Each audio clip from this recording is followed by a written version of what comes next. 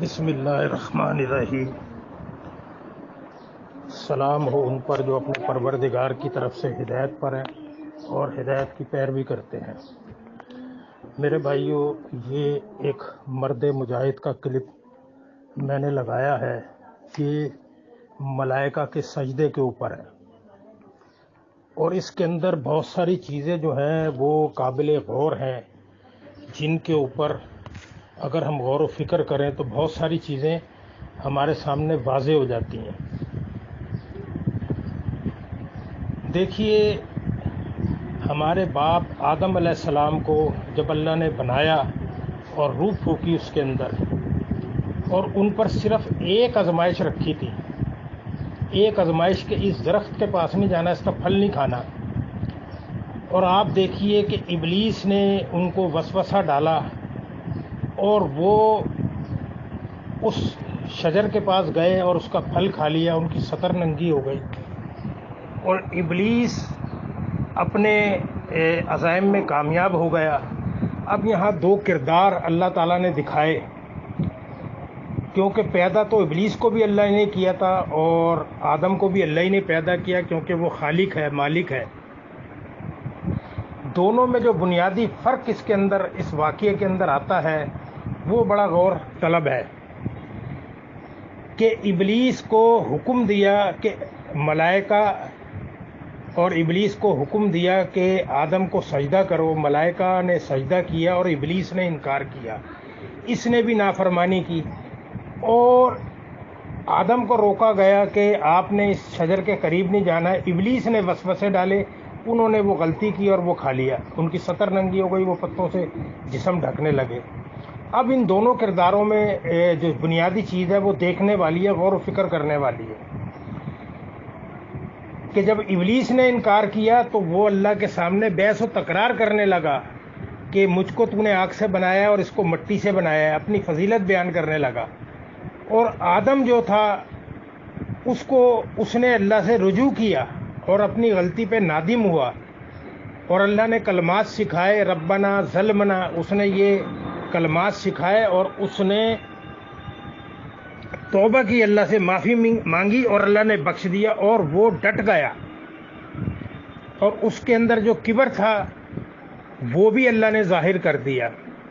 اب آپ دیکھیے، ان دونوں واقعات میں جو ایک چیز سمجھنے والی وہ یہ ہے کہ ابلیس نے کہا تھا کہ میں اس کی اکثریت کی جڑ کاٹ کر رہوں گا، صرف ایک آزمائش تھی آدم علیہ السلام پر، اور آج ہم یا ہمارے بعد میں آنے والے یا ہم سے پیچھے جو گزر گئے ان پہ کتنی آزمائشیں تھیں، اور ابلیس دھاک لگا کر بیٹھا ہوا ہے، پیچھے اصل میں اسی کی کارنامہ ہے، کارگزاری ہے لوگوں کو گمراہ کرنے میں، اور لوگوں کو گمراہ کرتا رہا وہ، اور کرتا رہے گا قیامت تک، کیونکہ انسانوں کو گمراہ کرنے کا اس نے اللہ کے سامنے رکھی دی بات کہ اے بار الہ، میں اس کی اکثریت کی جڑ کاٹ کے رہوں گا۔ تو اللہ تعالیٰ نے کہا کہ تجھے اور ان سے میں دوزخ کو بھر دوں گا، اور جو میرے مخلص بندے ہوں گے وہ تیرا کہنا نہیں مانیں گے۔ یہ اتنی بڑی تمہید باندھی جو ہے، یہ آپ لوگوں کو سمجھانے کے لیے، بتانے کے لیے کہ غور کرو، اصل میں ہر اینگل سے سمجھایا جا رہا ہے کہ غور کرو، اور غور کرنے والوں کے لیے اس میں نشانیاں ہیں، اللہ کی کتاب میں اللہ سے ڈرنے والوں کے لیے اس میں نشانیاں ہیں۔ اب دیکھیے، محمد حنیف پر حملہ ہوا ابلیس کا، اور محمد حنیف نے یہ ابلیس کی گھوڑی بن کر یہ کھیل کھیلا، اور سورہ یوسف کا رخ موڑنے کی ایک کوشش کی، اور سجدہ جو شکرانے کا تھا اللہ کو ہوا تھا، خود محمد حنیف بھی اعتراف کر چکا ہے اس کا، اس نے یہ سجدہ جو ہے نا تفسیر لکھ کر جو ہے نا یہ ضبط کر دیا، اپنے لیے اسٹمپ لگوا دی جہنم کی، کہ یہ سب کے سب یوسف کے سامنے سجدہ ریز ہو گئے، یوسف کے آگے سجدہ ریز ہو گئے۔ تو دیکھیے، جب انسان غلطی کرتا ہے، بہترین انسان وہ ہوتا ہے جو اپنے باپ آدم علیہ السلام کی سنت پہ عمل کرتا ہے، اور غلطی کر کے توبہ کرتا ہے، معافی مانگتا ہے، گڑ گڑاتا ہے اپنے رب کے سامنے، وہ خوش ہوتا ہے رب، اور وہ بخش دیتا ہے، کیونکہ وہ بہترین، وہ بخشنے والا مہربان رب ہے۔ لیکن محمد حنیف اس پر ڈٹ گیا، پھر یہاں ایک اور واقعہ میں بیان کرتا چلوں جس کو کئی بار کیپٹن ارشد نے بھی ریپیٹ کیا. اب محمد حنیف یہ کھیل کھیلتا ہے لوگوں کے سامنے. جب یہ سجدہ کی گرفت ہوئی نا تو وہ ایک قدم اور آگے گیا. کہتا ہے کہ اللہ تعالیٰ نے اپنی ایک صفت معجزانہ طور پر عیسیٰ علیہ السلام کو دے دی. یہ معجزے کا الفاظ اس نے اس لیے لوگوں کے سامنے رکھا کہ وہ اپنا جو گھناونا منصوبہ ہے جو ابلیس کی پیروکاری کے اندر، اس کی اتباع اور پیروی کے اندر یہ محمد حنیف پائے تکمیل تک پہنچانے کی کوشش کر رہا ہے. تو اس نے یہ چال چلی کہ دیکھو اللہ تعالیٰ نے اپنی صفت جو ہے نا معجزانہ طور پہ عیسیٰ علیہ السلام کو دے دی. میرے بھائیوں، پہلے تو میں یہ بات بتا دوں آپ کو کہ اللہ اپنی صفت چاہے معجزہ ہو یا بغیر معجزہ ہو، اللہ اپنی صفت کسی کو نہیں دیتا، نہ معجزانہ طور پہ اور نہ ویسے. یہ تو ننگا کھلا شرک ہے. یہ اتنا بڑا بہتان ہے کہ زمین اور آسمان پھٹ جائیں، شک ہو جائے اگر اللہ کی رحمت نہ ہو. تو دیکھیے اس کا ایک اس کی مثال میں دیتا چلوں. دیوبندی مواتی ہیں، وہ ساری زندگی یہ کہتے رہے کہ نبی صلی اللہ علیہ وسلم ان قبروں میں زندہ نہیں ہے، جنت میں زندہ ہے. اور نبی صلی اللہ علیہ وسلم کے بارے میں اور اپنے اکابرین کے بارے میں وہ جو کچھ کہتے رہے وہ سب آپ کے سامنے ہے. لیکن جب ان کی گرفت، کیونکہ یہ ایک ہی گروہ ہے، دیوبندی حیاتی اور دیوبندی مواتی، تو جب ان کی گرفت کی گئی کہ بھائی اگر یہ تم کہتے ہو کہ یہ تو شرک ہے، نبی صلی اللہ علیہ وسلم کو مدینے والی قبر میں زندہ ماننا، یہ کیا کر رہا ہو، تمہارے اکابرین پہ فتویٰ لگ رہا ہے کفر و شرک کا. تو انہوں نے یہ پینترا بدلا اسی طرح، اور انہوں نے کہا کہ دیکھو نبی صلی اللہ علیہ وسلم قبر میں زندہ نہیں ہے، لیکن نبی صلی اللہ علیہ وسلم معجزانہ طور کے اوپر وہ سن لیتے ہیں درود و سلام. یعنی کہ معجزے کا الفاظ انہوں نے بھی استعمال کیا. یہ بھی ایک جھوٹ ہے. اسی طرح جیسے محمد حنیف نے جھوٹ بولا. اللہ کا قانون، اللہ نے جو شریعت نازل کی ہے وہ نبی صلی اللہ علیہ وسلم پر قرآن کو نازل کر کر بیان کر دیا، کھول دی اللہ تعالیٰ نے.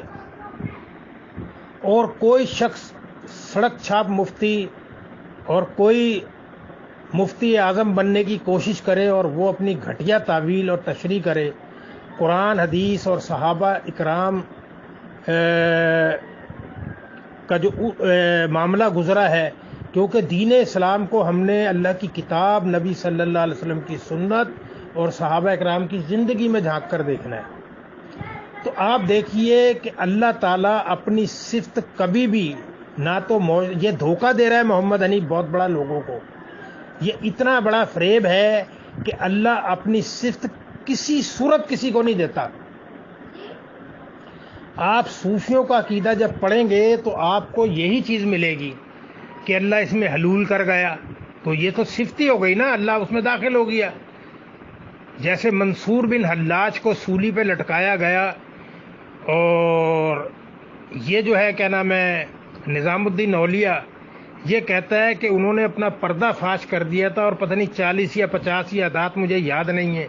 وہ کہتا ہے منصور بن حلاج کو جب جلا کر دریائے دجلہ میں راکھ بہائی گئی تو اس کے جو کرامات تھیں وہ ساری میرے اندر آ گئیں. یہ نظام الدین اولیاء کہتا ہے. اور یہ نظام الدین اولیاء وہ ہے جو بابا فرید کا مرید ہے، شاگرد ہے. اور ان کا بھی ایک مشہور واقعہ ہے حج کا، کہ اس کو حج کی خواہش ہوئی. تو یہ صوفیوں کے واقعات اٹھا کر دیکھ لیجئے. اور منصور بن حلاج اپنے آپ کو انا الحق، کہ میں حق ہوں، اور اس کو سولی دے دی گئی، اور 15 دن تک اس کی لاش جو ہے نا مصر کے دروازے پر لٹکا دی گئی. اور صوفیوں کے عقائد دیکھ لیجئے، جیسے وہ حدیث میں بھی آتا ہے اور قرآن میں بھی آتا ہے کہ اللہ تعالیٰ اس کے ہاتھ اور پاؤں بن جاتا ہے. تو صوفی اس کو دلیل کے طور پہ پیش کرتے ہیں. وہ کہتے ہیں کہ دیکھو اللہ تو خود کہہ رہا ہے میں ہاتھ اور پاؤں بن جاتا ہوں، اس کی آنکھیں بن جاتا ہوں. تو اگلا حصہ کھا جاتے ہیں، جیسے محمد حنیف کھا جاتا ہے اگلا حصہ، وہ بھی کھا جاتے ہیں کہ جب وہ مجھ سے کچھ مانگتا ہے تو میں عطا کرتا ہوں. اگر وہ اللہ بن جاتا ہے تو پھر اسے مانگنے کی کیا ضرورت ہے؟ وہ تو کہے کن فیکون ہو جائے، وہ کہے کن ہو جا تو فیکون وہ ہو جانا چاہیے. تو اسی طرح محمد حنیف نے، جیسے صوفیوں نے لوگوں کو دھوکہ دیا اور ان کو ایمان کے بعد کافر اور مشرک بنا دیا، اسی طرح محمد حنیف نے یہ معجزے کا الفاظ ادا کر کر لوگوں کے ایمان میں کفر و شرک داخل کر دیا. میرے بھائیوں، اللہ تعالیٰ اپنی صفت کسی بھی زاویے سے کسی کو نہیں دیتا. اگر آپ یہ بات مان لیں گے، اپنی کھڑکیاں دماغ کے دروازے کھول لو، تو آپ سب سے پہلے اس صورت کا انکار کرو گے جو قرآن کے اندر کڑاکے دار توحید کی صورت ہے، سورہ اخلاص. اس کا آپ انکار کر دو گے، بلکہ پورے قرآن کا انکار ہو جائے گا، کیونکہ اللہ اپنی صفت کسی کو نہیں دیتا، اللہ اپنے ساتھ کسی کو شریک نہیں کرتا.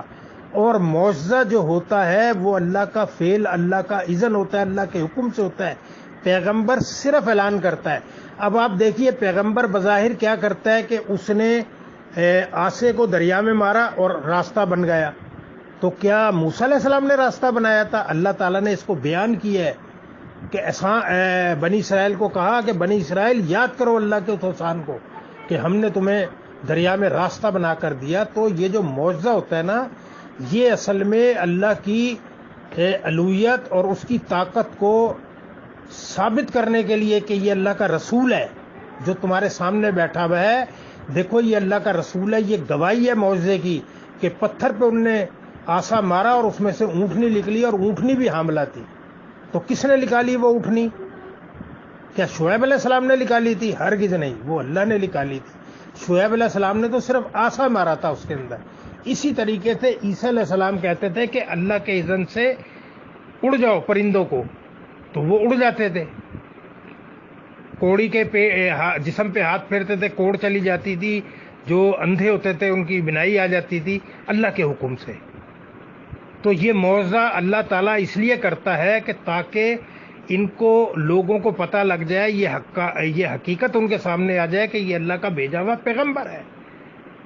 اور پیغمبر کیا دعوت دیتا ہے کہ اے میری قوم اللہ کی بندگی کرو، اس کے علاوہ تمہارا کوئی معبود نہیں ہے. پیغمبر کیا دعوت دیتا ہے کہ اے میری قوم میں تمہارے نفع نقصان کا اختیار نہیں رکھتا، مجھے نہیں معلوم کہ کل میرے ساتھ کیا ہونے والا ہے، میں تو تمہارے سامنے ڈر سنانے والا اور خوشخبری سنانے والا بنا کر بھیجا گیا ہوں.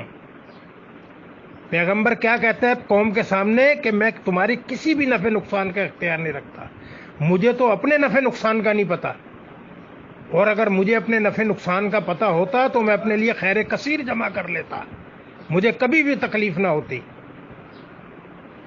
تو میرے بھائیوں، یہ محمد حنیف لوگوں کو دھوکہ دے رہا ہے، فریب دے رہا ہے.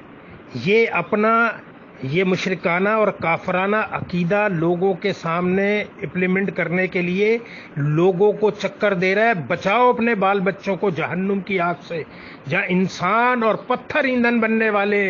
اپنی آنکھوں کو، اپنے کانوں کی کھڑکیاں، اپنے دماغ کو کھولو. کبھی بھی ڈاکٹر عثمانی کی جماعت کا یہ عقیدہ نہیں رہا. یہ سہیل خان کذاب، جھوٹ بولتا ہے، مکار آدمی، بے ایمان. اور ان کی فریب کاریاں دیکھ لو. ان کا امیر کیا کہتا ہے کہ یہ ڈاکٹر عثمانی کی کیسٹیں نہیں ہیں، اور ان کے بہت سارے لوگ مانتے ہیں کہ ڈاکٹر عثمانی کی تقریریں. کبھی کہتے ہیں کہ ڈاکٹر عثمانی جو ہے نا وہ کیا نبی تھے، کبھی کہتے ہیں کہ وہ تو مر گئے. تو کیا عقیدہ بدل لیتے آدمی؟ کیا اس شخص نے یہ دعوت صحیح نہیں اٹھائی تھی؟ اگر مرد کے بچے ہو تو میدان میں اتر کے تقریریں کرو، وہ ہمارا ڈاکٹر عثمانی سے کوئی تعلق نہیں ہے، ہمارا اختلاف ہے اس سے، پھر میں تمہیں مانوں گا تم مرد کے بچے ہو اور سچے ہو. کیونکہ مشرک ہمیشہ جھوٹا ہوتا ہے اور بزدل ہوتا ہے. بے ایمان مشرک کبھی بھی کھل کے بات نہیں کرتا. آج دیکھیے اس زمین کے اوپر بالکل محمد حنیف اور اس کے حواری اسی طرح کر رہے ہیں کہ محمد حنیف تو جھرمٹ میں بیٹھا ہوا ہے، نواز شریف چوری کر کے پاکستان سے باہر بھاگ گیا. اس کے جو پیادے ہیں، جو کرپٹ تھے لوگ، وہ اس کی وکالت کے اندر نکلتے ہیں اور کہتے ہیں کہ جی دیکھو نواز شریف تو ایسا ہے، نواز شریف تو ایسا ہے. زرداری کے مقلد اس کی تعریفوں میں نکلتے ہیں، عمران خان کے پیروکار اس میں نکلتے ہیں.